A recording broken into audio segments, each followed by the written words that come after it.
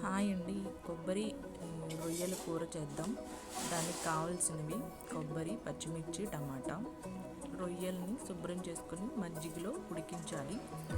ఉడికించి నీట్గా నీసు వాసన రాకుండా ఉంటుంది. తర్వాత అవి తీసేసి ఒక బౌల్లో వేసుకోవాలి. తర్వాత ఒక ఆయిల్ తీసుకొని దానిలో బిర్యానీ ఆకు, మసాలా ఐటమ్స్ అన్నీ వేయించుకోవాలి. తర్వాత కొబ్బరి,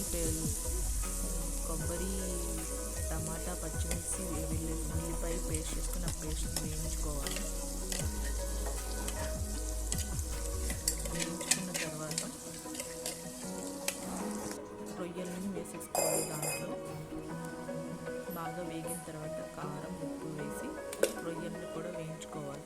రొయ్యలు కూడా వేసేయాలి దానిలోనే. అది బాగా ఆయిల్ పైకి తేలే వరకు వేయించాలి. అది ఆయిల్ పైకి వచ్చిన తర్వాత దానిలో కొంచెం నీళ్లు పోసి మగ్గించుకోవాలి. తర్వాత కూర ready. First time channel start చేశాను. సబ్స్క్రైబ్ చేయండి, లైక్ చేయండి, షేర్ చేయండి. Thank you very much.